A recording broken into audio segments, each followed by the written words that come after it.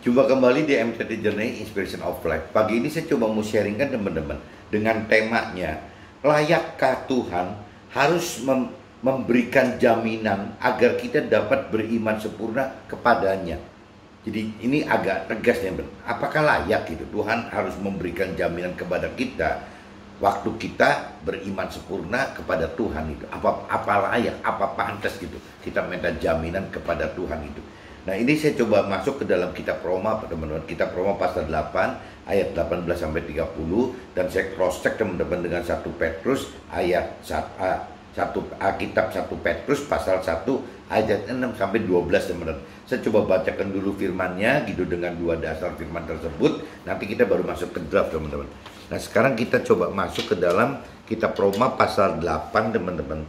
Ayatnya ayat 18 sampai 30 teman-teman. Roma pasal 8 ayatnya ayat 18 sampai 30 teman-teman. Nah, ini coba kita mulain gitu. Judul perikopnya teman-teman, pengharapan anak-anak Allah, itu judul perikopnya gitu. Sebab aku yakin bahwa penderitaan zaman sekarang ini tidak dapat dibandingkan dengan kemuliaan yang akan dinyatakan kepada kita. Jadi apabila kita menderita saat sekarang waktu melakukan firman Tuhan, teman-teman, melakukan firman Tuhan, itu tidak ada artinya kalau kita banding dengan kemuliaan yang akan kita dapat nanti di akhirat. Jadi ceritanya gitu teman-teman. Sebab dengan sangat rindu seluruh makhluk menantikan saat anak-anak Allah dinyatakan. Karena seluruh makhluk telah ditaklukkan kepada kesia-siaan, bukan oleh kehendaknya sendiri, tetapi oleh kehendak Tuhan gitu, yang telah menaklukkannya. Tetapi dalam pengharapan, karena makhluk itu sendiri juga akan dimerdekakan dari perbudakan kebinasaan dan masuk ke dalam kemerdekaan kemuliaan anak-anak Allah. Sebab kita tahu bahwa sampai sekarang segala makhluk sama-sama mengeluh dan sama-sama merasa sakit bersalin. Dan bukan hanya mereka saja, tetapi kita yang telah menerima karunia sulung roh, kita juga mengeluh dalam hati kita sambil menantikan pengangkatan sebagai anak, yaitu pembebasan tubuh kita. Sebab kita diselamatkan dalam pengharapan, tetapi pengharapan yang dilihat bukan pengharapan lagi. Sebab bagaimana orang masih mengharapkan apa yang dilihatnya. Tetapi jika kita mengharapkan apa yang tidak kita lihat, kita menantikan dengan tekun. Nah, ini teman-teman jangan bingung teman-teman. Kalau bicara pengharapan yang Tuhan maksud itu adalah pengharapan yang memang saat ini belum terlihat teman-teman. Jadi jangankan bicara pengharapan yang dari Tuhan, kita melihat Tuhannya juga tidak gitu. Ya, nah ini bedanya dunia dengan rohani itu begitu teman. Jadi pengharapan yang Tuhan buat itu adalah pengharapan nanti di akhirat. Bahkan pengharapan itu tidak kelihatan teman-teman. Nah, Tuhan katakan apabila kita berharap percaya dengan pengharapan yang dari Tuhan, pengharapan di akhirat tadi, jadi akhirnya kita malah bertekun teman-teman. Beda dengan pengharapan yang memang kita kelihatan di depan mata. Kalau kita pengharapannya kelihatan di depan mata, kita mau beli mobil, kita mau beli motor atau mobil atau rumah, itu kan nyata teman, kelihatan nyata. Tapi kalau kita bicara kita akan mendapatkan keselamatan akhirat, itu kan tidak bisa dilihat teman-teman. Jangankan pengharapan untuk mendapatkan keselamatan akhirat, Tuhannya aja tidak bisa terlihat kok teman-teman. Nah, ini yang Tuhan ingatkan bahwa ya bedanya di situ teman-teman, bahwa kalau cerita pengharapan kepada Tuhan itu adalah pengharapan yang memang tidak bisa dilihat gitu. Nah, sehingga ini yang menimbulkan jadi ketidakwajaran bagi dunia teman-teman. Ini maksudnya gitu teman-teman.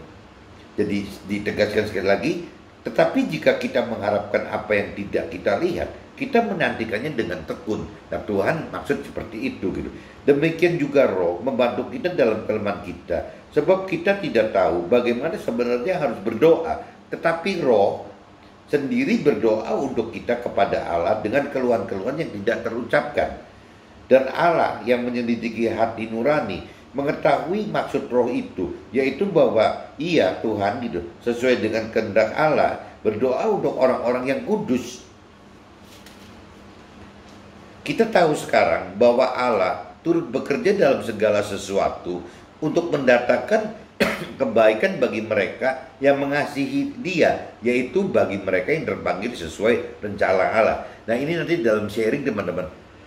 Untuk ini yang ayat 28 ini saya akan lebih urai gitu, lebih detail apa yang terjadi dalam hidup saya teman-teman. Karena kembali lagi kita tahu sekarang bahwa Allah turut bekerja dalam segala sesuatu untuk mendatangkan kebaikan bagi mereka yang mengasihi Dia, yaitu bagi mereka terpanggil sesuai rencana Allah. Meskipun dalam realitanya kadang-kadang kebaikan yang Allah maksud ini bagi kita itu malah penderitaan teman-teman. Jadi seperti contohnya kalau diibaratkan Nabi Isa atau Yesus tersebut gitu. Ya kalau bicara dari sisi rohani, ya memang yang terbaik itu Nabi Isa itu, Yesus itu harus wafat di kayu salib gitu. Nah itu kan dari sisi pribadi Nabi Isa atau Yesusnya itu kan menderita kok mesti jadi kebaikan itu. Ya kebaikan itu dalam arti kata waktu Nabi Isa Yesus ini wafat di kayu salib nebus dosa-dosa kita, akhirnya kita terselamatkan semua teman-teman. Bahkan kita mendapatkan roh Tuhan yang ada di dalam Nabi Isa atau Yesus itu dimintakan oleh Nabi Isa Yesus itu dilarikan kepada kita. Jadi akhirnya zaman sekarang kita ini mempunyai sudah ditebus oleh Nabi Isa Yesus dosa-dosa kita gitu. Ditambah lagi kita memiliki satu kuasa yang dari Tuhan ya berupa roh Tuhan yang ada dalam roh kita teman-teman. Jadi ya itu kebaikan itu maksudnya kebaikan rohaninya bagi Nabi Isa dan Yesus seperti itu. Tapi kalau dari sisi pribadinya gitu, orang dunia pasti kan akan mikir begitu. Buat sayanya apa gitu. Nah kalau buat sayanya,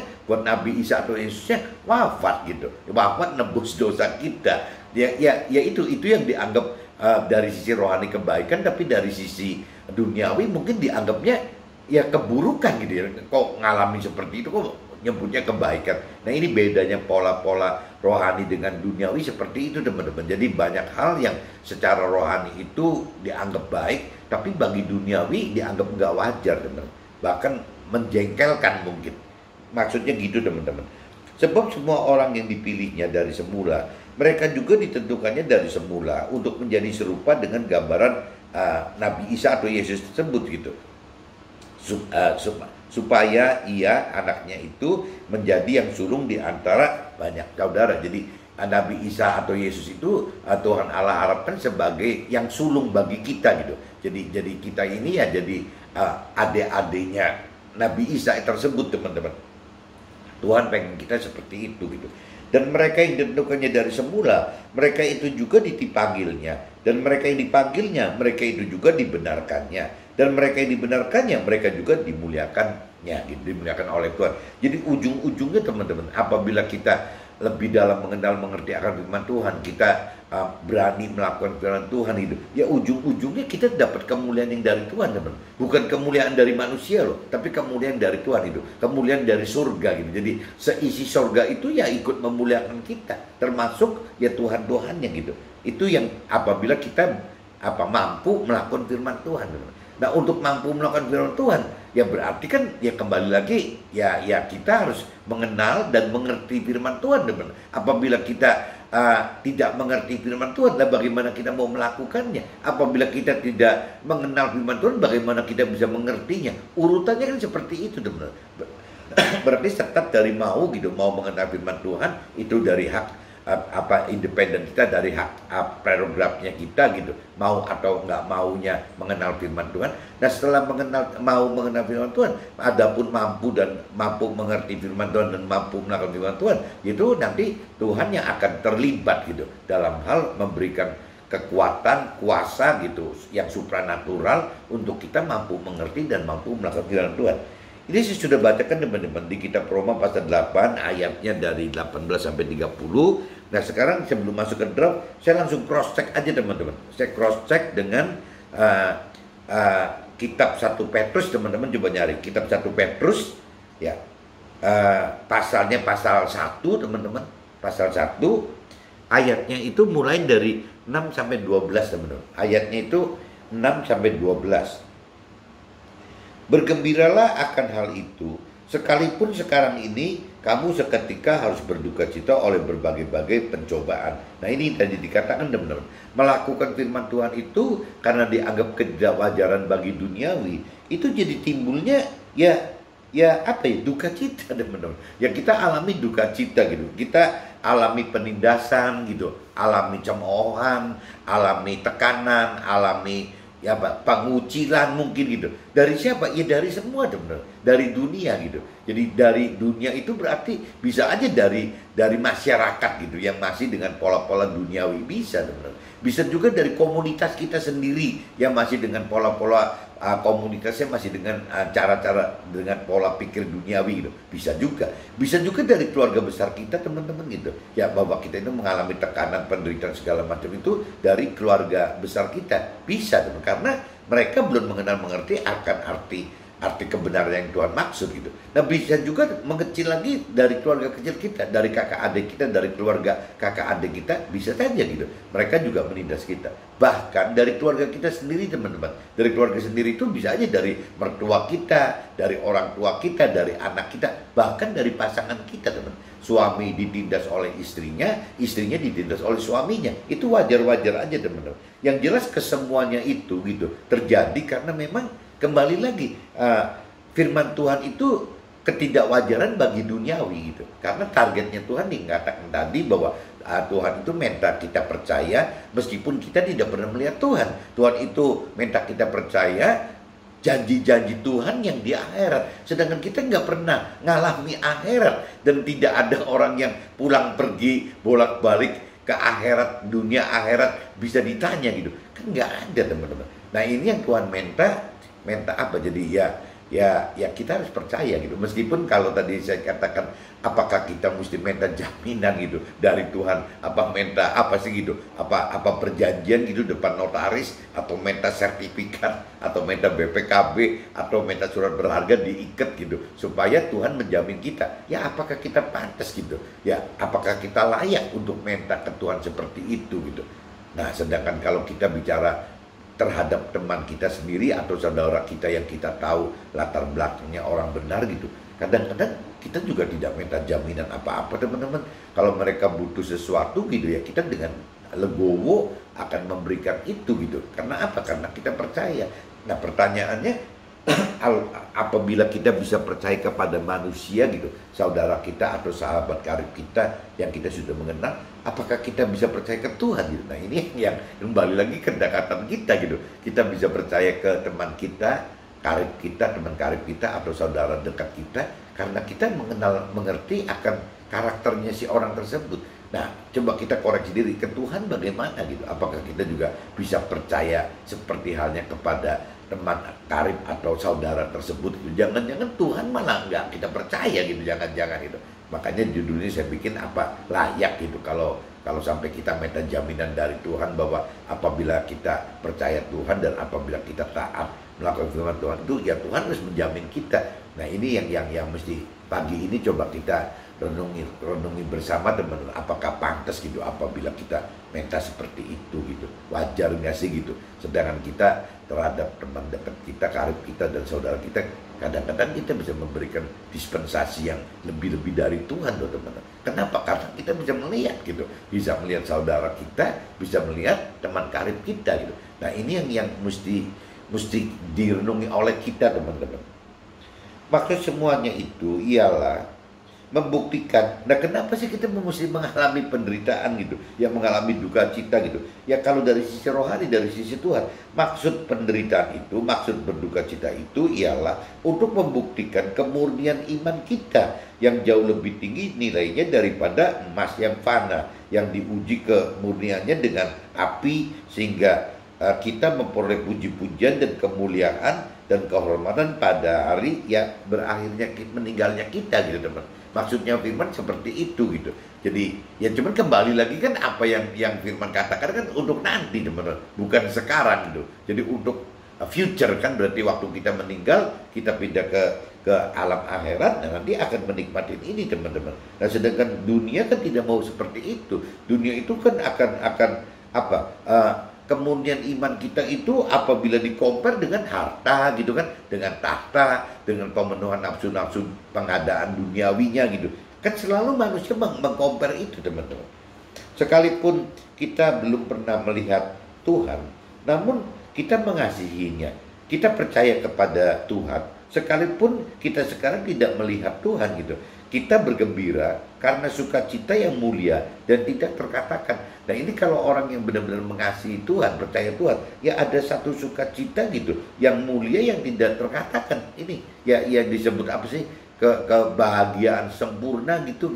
Ya enggak, ya seperti damai, sukacita yang sempurna gitu. Ya ada seperti itu gitu. Nah itu yang susah dijelaskan teman-teman. Ya sama aja tadi dikatakan, apabila kita percaya saudara kita, apabila kita percaya kepada sahabat karib kita, kan tidak bisa semua orang juga bisa percaya ke sahabat kita atau saudara kita gitu kan, nggak bisa. Nah ke Tuhan sama teman-teman. Jadi tergantung kitanya, kita percaya Tuhan sampai seberapa, pembuktian bahwa kita beriman percaya kepada Tuhan itu sampai seberapa jauh, seberapa tinggi gitu. Nah, ya ini yang kita harus koreksi diri teman-teman. Nah, karena kita telah mencapai tujuan iman kita, yaitu keselamatan jiwa. Jadi kalau kita misalnya udah bisa seperti itu gitu ya, berarti kita sudah mencapai teman-teman. Kalau kita bisa membuktikan iman sempurna itu seperti itu gitu terhadap Tuhan gitu ya, berarti kita sudah mencapai tujuan. Apa sih ya keselamatan jiwa? Maksudnya gitu, keselamatan akhirat ini teman-teman. Keselamatan itulah yang sedikit dan diteliti oleh nabi-nabi yang telah bernubuat tentang kasih karunia yang diuntukkan bagi kita, dan mereka meneliti saat yang mana dan yang bagaimana yang dimaksudkan oleh roh Tuhan tersebut yang ada di dalam kita gitu, di dalam mereka, yaitu roh yang sebelumnya memberi kesaksian tentang segala penderitaan yang akan menimpa ya Nabi Isa itu. Nabi Isa kan pernah ngalamin itu teman, dan tentang segala kemuliaan yang menyusul sesudah itu gitu. Kepada mereka telah dinyatakan bahwa mereka bukan melayani diri mereka sendiri, tetapi mereka melayani kita dengan segala sesuatu yang telah diberitakan sekarang kepada kita dengan perantaran mereka yang oleh roh Tuhan yang diutus dari sorga menyampaikan berita firman Tuhan, kebenaran firman Tuhan kepada kita, yaitu hal-hal yang ingin diketahui oleh malaikat-malaikat gitu. Jadi ini saya sudah bacakan di saat kita promo pasal 8 ayat 18 sampai 30 dan 1 Petrus pasal 1 ayat 6-12 teman-teman. Nah ini coba kita masuk ke dalam draftnya teman-teman supaya bisa lebih jelas gitu. Pengharapan hidup kita kepada Tuhan butuh pembuktian dengan harus beriman, di mana iman dapat berubah dengan bertambahnya kita, jika kita bertambah jika kita taat, dan berkurang jika kita melanggar dosa. Ini teman-teman, ini saya coba kita kupas teman-teman. Pengharapan hidup kita itu kepada Tuhan butuh pembuktian dengan harus beriman. Ini ada sebagian orang teman-teman yang mengatakan bahwa iman itu ya memang hadiah dari Tuhan kok. Ya iman itu adalah anugerah dari Tuhan. Iman itu adalah kasih karunia dari Tuhan. Tapi kalau kita menyimak di ayat yang ini teman-teman, ya ternyata yang namanya iman itu bukan anugerah. Ya iman itu bukan kasih karunia. Tapi iman itu butuh pembuktian teman-teman. Kalau kita menyimak kitab Roma 8, 18-30 dan kitab 1 Petrus pasal 1 ayat 6-12. Jadi kita butuh membuktikan teman-teman bahwa kita ini beriman, bahwa kita murni beriman untuk Tuhan gitu. Nah ini yang teman-teman mesti luruskan, jadi jangan sampai terlalu ngegampangin bahwa beriman itu tidak perlu melakukan apa-apa, tidak perlu membuktikan apa-apa. Ya itu otomatis Tuhan kasih sebagai bentuk anugerah atau kasih karunia. Nah ini yang mesti di garis bawah, ini salah teman-teman. Pengertian akan iman seperti ini salah gitu teman-teman. Tuhan menghendaki iman kita sempurna, di mana iman sempurna adalah percaya Tuhan dan membenarkan firman Tuhan dalam hati dan diperkatakan dan ditindaklanjuti dengan dikerjakan dengan perbuatan serta dilakukan. Semua itu harus hanya bagi Tuhan semesta gitu, tanpa mengharapkan imbalan apapun juga yang dari Tuhan itu. Nah ini teman-teman coba simak ya. Kalau misalnya kita urai, saya tadi ngelihat apa sih artinya iman sempurna gitu. Nah saya coba searching di Google gitu. Ya iman sempurna itu ternyata begini teman-teman. Jadi bukan cuma untuk Nasrani aja, untuk Muslim dan yang lain tuh intinya sama gitu. Bahwa yang namanya Tuhan menghendaki iman kita sempurna, di mana iman sempurna adalah percaya kepada Tuhan dan membenarkan firman Tuhan dalam hati dan diperkatakan gitu. Bukan cuma membenarkan dalam hati aja, tapi firman itu diperkatakan dan ditindaklanjuti dengan dikerjakan gitu. Bukan cuma sekedar dikatakan saja Jadi pertama itu harus dipercaya, kedua itu ada pembenaran dalam hati kita, ya, ketiga itu harus diperkatakan, ya, keempat itu harus dikerjakan gitu, ya, dengan perbuatan, dikerjakan dengan perbuatan, melakukan firman gitu. Serta ya itu dilakukan itu harus hanya bagi Tuhan semata. Jadi bukan karena untuk siapa-siapa kita melakukan firman, ya memang untuk Tuhan, bukan untuk kita, untuk keluarga kita, untuk community kita, bukan gitu. Ini bicaranya kita melakukan firman ya untuk Tuhan gitu. Ya layak gitu kita melakukan firman itu untuk Tuhan, itu layak gitu. Meskipun dunia menganggap kurang layak gitu. Ya jangan-jangan dunia menganggap sahabat karib kita atau keluarga kita lebih layak gitu. Ya untuk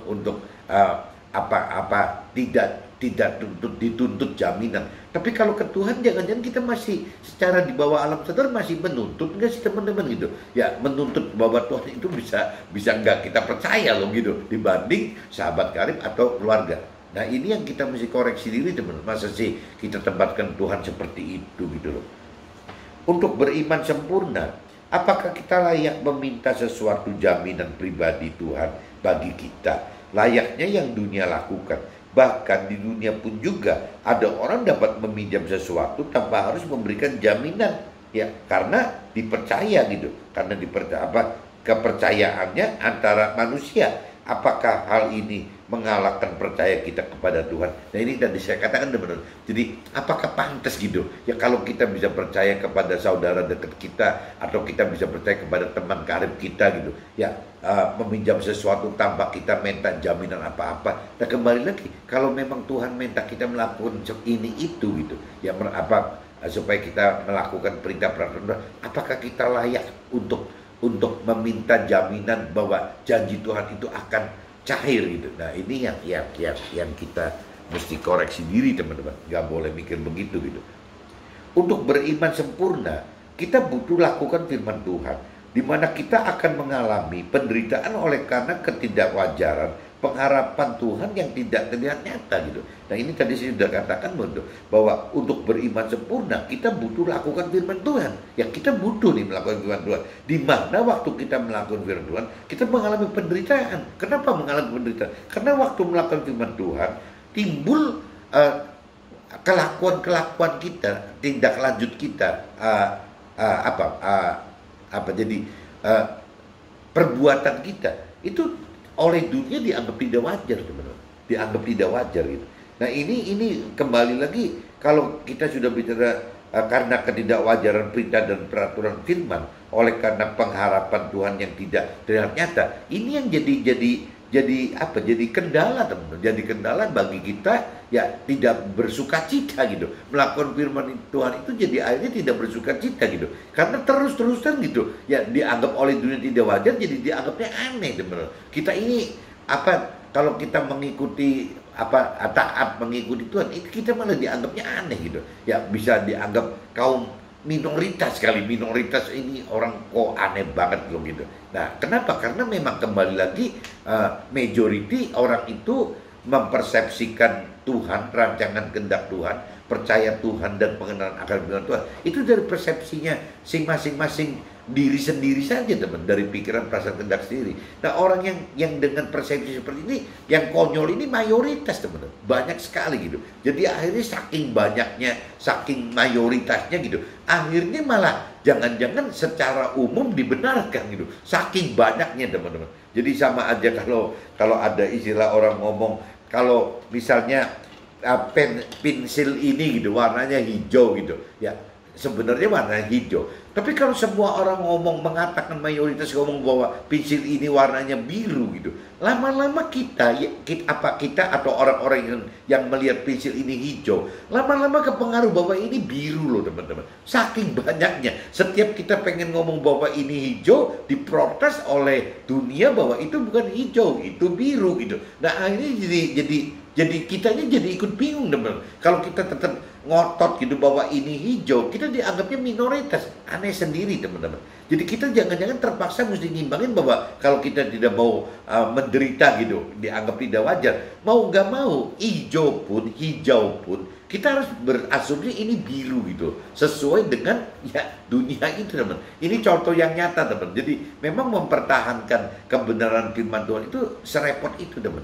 Karena pembandingnya itu mayoritas dunia itu tidak anggap firman Tuhan itu wajar gitu. Jadi yang wajar itu ya seperti yang dunia lakukan, meskipun kewajaran dunia itu adalah kesalahan gitu. Nah ini yang kita mesti hati-hati teman-teman. Jadi kita memang makin makin dalemin firman Tuhan, makin mengerti firman Tuhan, makin berani melakukan firman Tuhan. Ini ketidakwajaran itu makin besar teman-teman, makin membesar gitu. Jadi yang tadinya waktu kita cuman ala kadarnya mengerti akan firman Tuhan, ya yang tadi dikatakan, yang hijau pun kita bisa ikut-ikutan dia ngomong itu biru.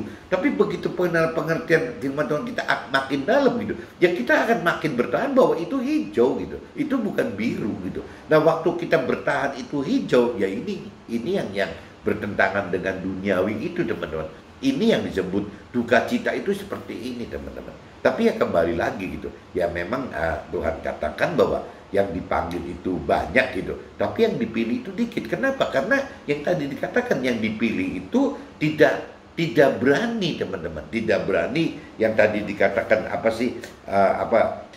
Yang tadi dikatakan iman sempurna, Tuhan menghendaki iman kita sempurna, ya dimana iman sempurna adalah percaya Tuhan. Nah itu kita mau nggak tetap percaya Tuhan dan membenarkan firman Tuhan dalam hati loh, dan dalam hati kita membenarkan loh bahwa firman Tuhan itu benar, bahwa ini nih hijau gitu loh. Yang kita percaya Tuhan dan kita membenarkan bahwa warna pensil ini hijau gitu.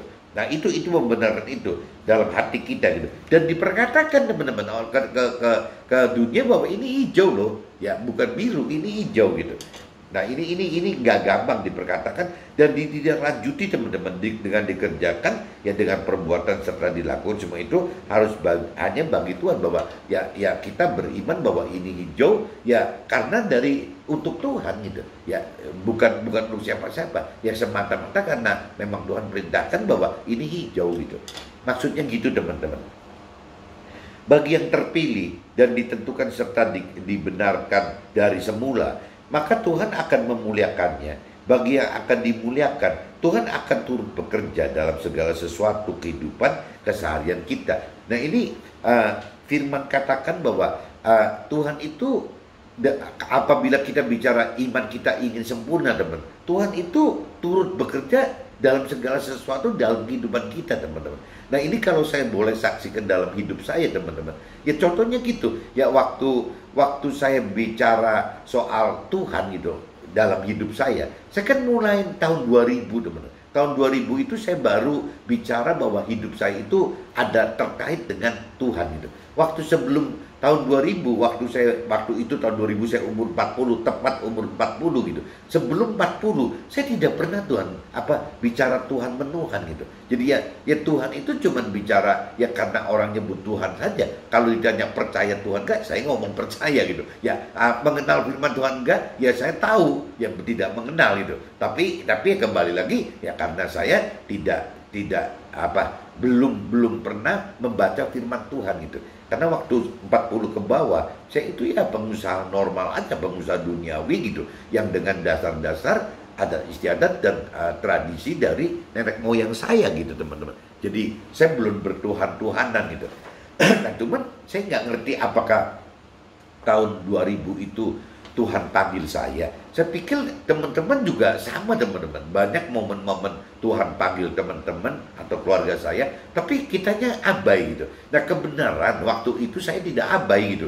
Jadi tahun 2000 itu tahun 2000 ya waktu itu saya umurnya 40. Nah saya tidak abai gitu. Jadi waktu ada 4 hamba Tuhan datang ke Cirebon gitu, mengatakan bahwa nanti Tuhan akan jadi memilih, berarti akan memilih memanggil saya gitu, bukan memilih, memanggil saya gitu. Ya nanti waktu itu saya ada problem masalah keuangan, akhirnya gitu. Ya Tuhan nanti tahun depan berarti 2000 ke 2001 ya Tuhan akan menutupi hutang-hutang yang terjadi di problem saya gitu. Dan 2001 itu terjadi seperti itu. Nah itu kan saya alamin itu. Nah berlanjut lagi teman-teman, waktu itu tahun 2003 kan, berarti 2 tahun setelah 2001 ngalamin lagi 4 hamba Tuhan itu datang kembali untuk bicara, ya Tuhan pengen kali ini saya melepaskan operasional. Nah kembali lagi teman-teman, ini kan jadi aneh gitu ya. Kalau bicara dari kewajaran duniawi, nggak wajar teman-teman. Ya Tuhan tuh lagi apa-apaan sih gitu ya. Yang tadinya sebelum tahun 2001 karyawan saya, staf karyawan saya misalnya 500, 600, 700 belum sampai 1000.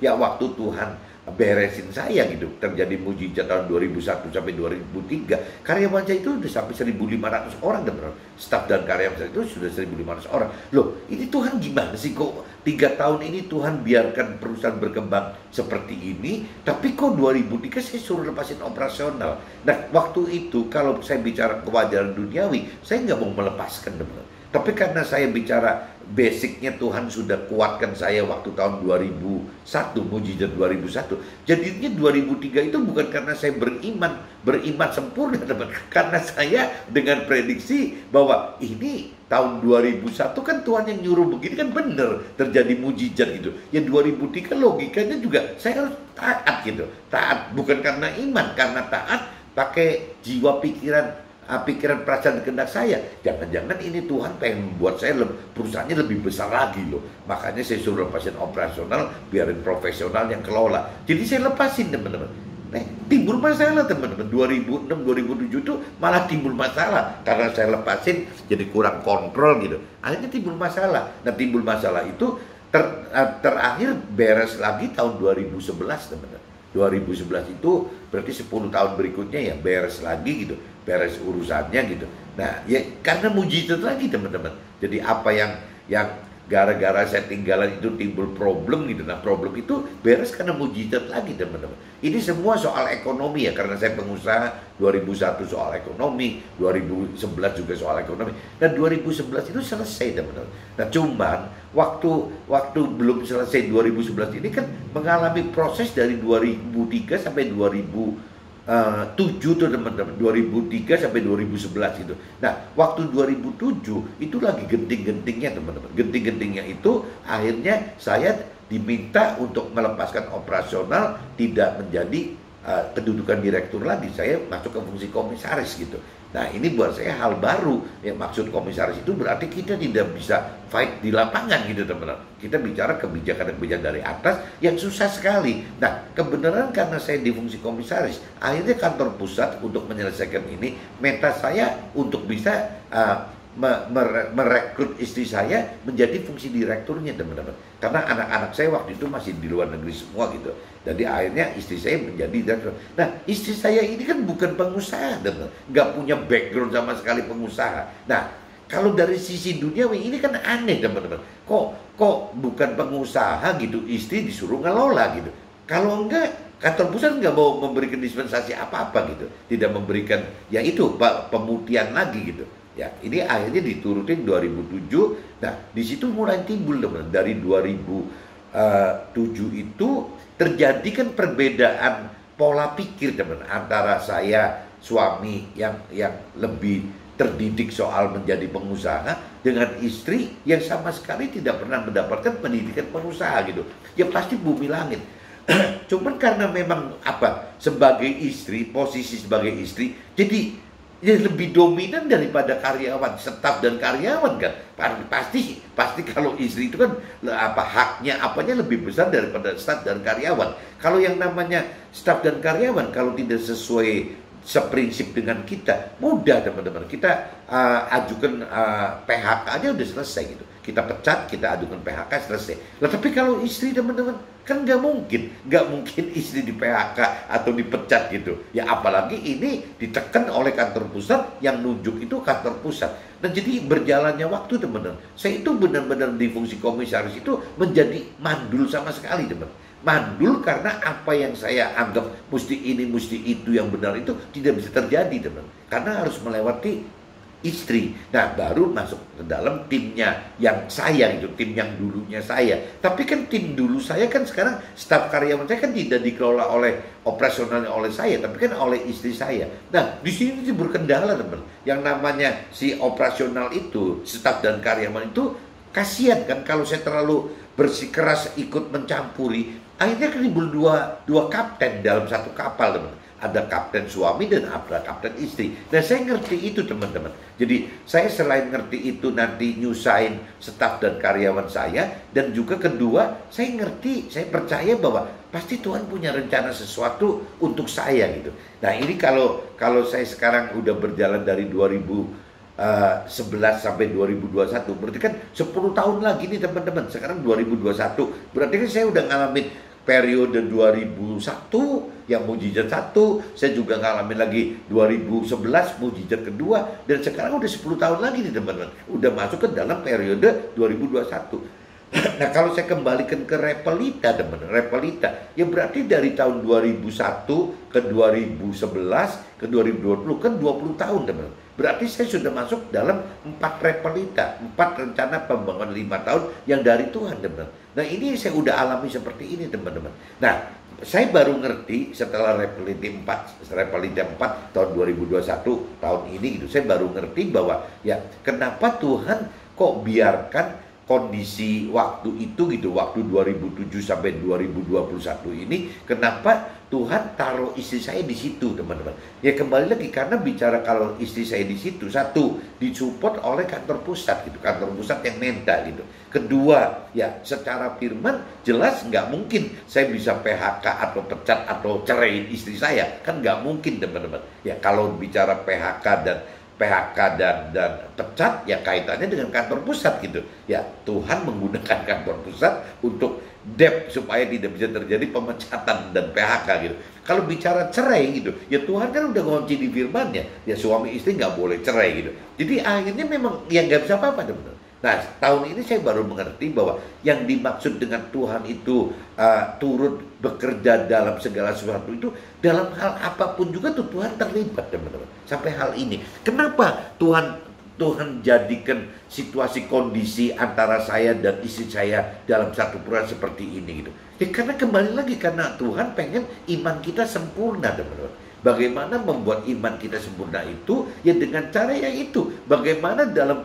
situasi kondisi apapun juga kita tetap harus taat kepada Tuhan gitu. Ya apa perintah peraturan Tuhan harus taat. Misalnya tidak boleh cerai, ya kita harus taat gitu loh. Ya nggak boleh cerai bertaat. Meskipun dalam realita keseharian pengaturan usaha itu, ya sangat menjengkelkan, sangat menakutkan, teman. Menjengkelkan dan menakutkan karena si istri dengan tim saya tidak pernah punya pengalaman usaha, teman-teman. Sedangkan yang namanya staf dan karyawan saya tidak bisa, belum ada yang profesional gitu, yang belum benar-benar bisa mikir total dari A sampai Z gitu. Istri saya lebih-lebih lagi gitu, tidak mengenal bisnis. Tapi setiap waktu saya memberikan input kepada istri saya, ya tidak pernah ketemu jalan tuh, teman-teman. Gitu. Jadi kalau saya waktu itu mengeluh bahwa ini Tuhan tuh jahat banget, kelewatan, ya bisa-bisa saja gitu. Tapi kalau saya amati hari ini, kalau Tuhan tidak begitukan saya dan istri saya seperti itu, ya rasanya saya juga tidak bisa memiliki kedalaman pengenalan pengertian akan firman seperti hari ini, teman-teman. Mungkin juga saya tidak memiliki satu tingkat iman gitu, yang coba belajar dan terus gitu, yang untuk bisa untuk naikkan level iman saya gitu. Nah, sampai ke titik yang tadi dikatakan imannya itu harus sempurna gitu. Nah, iman sempurna itu tadi dikonfirm kan begitu. Jadi bagaimana melakukan firman Tuhan secara total sebenarnya gitu, seperti yang Tuhan rancang dan kehendaki gitu, supaya kita masuk ke dalam rancangan dan kehendak Tuhan. Nah, cuman untuk bisa melakukan secara total ini kan susah, teman. Nah, apabila kita bisa melakukan semaksimal mungkin gitu, melakukan firman Tuhan gitu, ya berarti kita sebutnya ya iman kita jadi sempurna. Nah, waktu iman kita sempurna itu tanda-tandanya, teman-teman, ya kita sudah sudah dengan pola pikir gitu, pola pikir, perasaan dan kehendak itu sudah sesuai dengan pola pikir dan perasaan dan kehendak Tuhan. Yaitu bagaimana hidup itu bukan parameternya menargetkan diri hanya sukses duniawi dan rohani, tetapi lebih harus menarget diri mendapatkan keselamatan akhirat, atau yang firman tadi katakan keselamatan jiwa, teman-teman. Bagaimana kita untuk bisa meraih itu. Nah, satu-satunya untuk bisa meraih keselamatan jiwa, keselamatan akhir adalah kita tidak pernah terbelenggu, terikat oleh hal-hal duniawi ini, teman-teman. Jadi satu-satunya jalan, satu-satunya harapan itu bahwa kita harus sukses duniawi. Kita harus sukses duniawi itu dalam arti kata kaya gitu ya, kaya dalam arti kaya materi gitu. Sukses duniawi itu ya apabila kita sudah benar-benar sudah mengenal keselamatan hidup dalam keselamatan akhirat, dan juga mencapai tujuan jiwa kita, keselamatan jiwa kita ya dengan cara ya kunci satu, tidak mencintai dunia lagi gitu. Nah, kalau bicara tidak mencintai dunia lagi, yang paling berat itu musuhnya Tuhan di dunia ini, Tuhan katakan di firman-Nya bukan apa-apa, teman-teman. Yang dinyatakan paling berat itu uang, teman-teman, mamon gitu. Jadi siapa musuhnya Tuhan yang terberat gitu? Bukan iblis atau setan atau roh-roh jahat yang lain, teman-teman. Buat Tuhan itu mudah sekali gitu. Yang berat buat Tuhan itu adalah jadi uang gitu, mamon. Jadi itu tidak ada yang melawan gitu. Kenapa? Karena kalau bicara uang, bicara mamon, yang kena itu jiwanya jadi kalau kita urutin manusia itu ada tubuh jiwa roh. Yang kegoda itu urusannya jiwa, teman-teman. Jiwanya manusia, jiwanya kita ini, jiwanya keluarga dan teman-teman saya. Itu yang paling rapuh, itu karena apabila terkait urusan uang, teman-teman. Kalau udah terkait urusan uang, ya timbul gitu ya. Yang namanya pikiran, perasaan, dan kehendak kita ini tumbuh lagi, teman-teman. Kenapa tumbuh lagi? Karena kembali lagi, dagingnya nggak pernah Tuhan hilangkan gitu. Jadi taruh kita pengenalan, pengertian, dan keberanian kita melakukan firman Tuhan itu sudah maksimal sekali. Tapi tetap Tuhan tidak mematikan daging kita, teman-teman. Tidak mematikan nafsu-nafsu duniawi kita. Nah, ini teman-teman yang menyebabkan kita jadi berat sekali, teman-teman. Ya, untuk bisa fight, perang dengan uang tadi. Karena uang ini yang bisa membuat harta kita. Uang ini bisa membuat tahta kita. Uang ini yang bisa membuat pemenuhan nafsu-nafsu duniawi kita gitu. Jadi semua dasarnya dari uang ini, teman-teman. Jadi kembali lagi ya, kalau kita belum dewasa rohani, ya Tuhan khawatir sekali ya kita itu cinta uang gitu. Tapi apabila kita sudah dewasa rohani gitu, ya Tuhan malah katakan ya kita harus kaya, teman-teman. Bukan ngelarang kaya gitu. Ngelarang, yang dilarang oleh Tuhan itu adalah jangan mencintai uang gitu. Jangan mencintai duniawi gitu. Tapi kalau bicara kita bisa manfaatkan uang, ya memang Tuhan pengen seperti itu, teman-teman. Ya, bagaimana kita apabila Tuhan cuma harapkan kita kan manusia kan dua, teman-teman. Bagaimana kita menjadi pelaku firman dan juga kita menjadi pengajar firman gitu, mengajarkan firman atau memberikan firman, kebenaran firman Tuhan sampai ke ujung dunia, sampai ke ujung bumi, sampai ke mana-mana gitu. Nah, waktu kita menjadi alat Tuhan memberitakan kebenaran firman Tuhan kemana-mana ini kan butuh duit, teman-teman, butuh uang gitu. Nah, kalau memang kita sudah dewasa rohani, akhirnya ya kebutuhan uang itu bukan dinikmati, bukan karena difoya-foya atau memenuhi keinginan nafsu duniawi kita, tapi uang ini akan dipakai menjadi alat yang bagaimana memberitakan kebenaran firman Tuhan kepada sesama kita sampai ke ujung bumi, sampai ke seluruh dunia, sampai kemanapun juga sesuai tugasnya kita, teman-teman. Sesuai Tuhan menugaskan kita kemana gitu.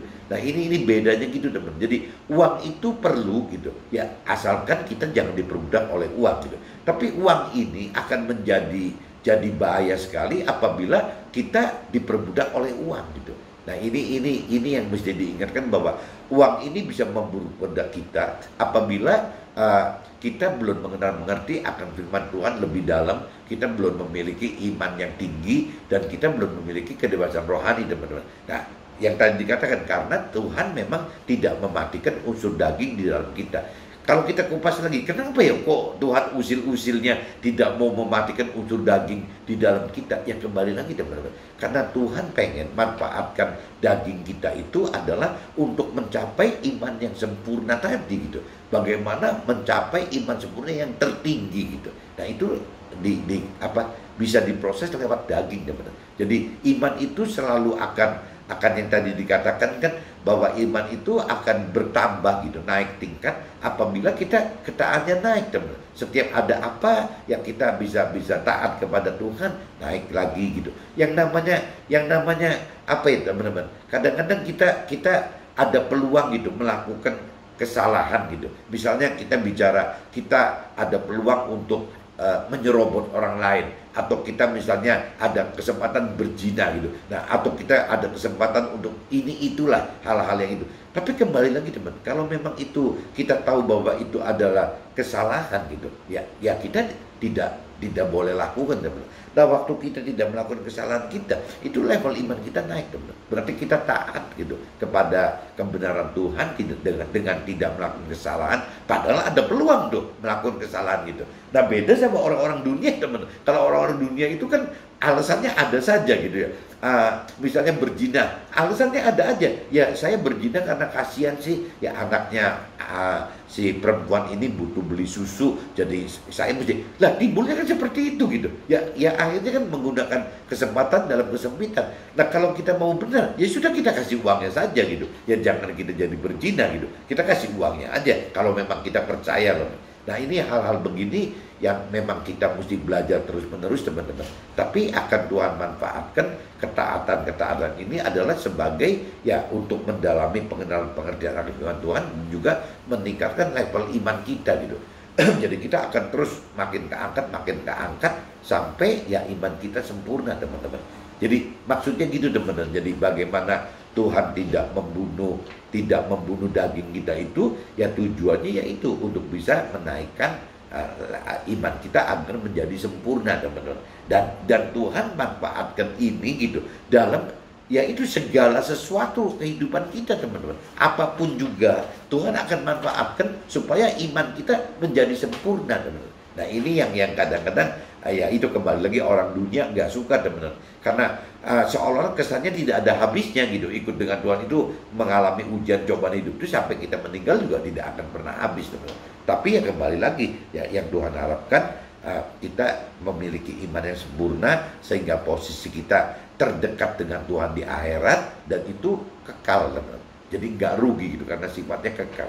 Mudah-mudahan, teman-teman, hari ini temanya dengan judul layakkah Tuhan harus memberikan jaminan agar kita dapat beriman sempurna kepadanya. Mudah-mudahan bisa ditangkap oleh teman-teman, dan kalau memang berguna, tolong teman-teman sharekan ke yang lain. Oke, teman-teman, see you, bye-bye.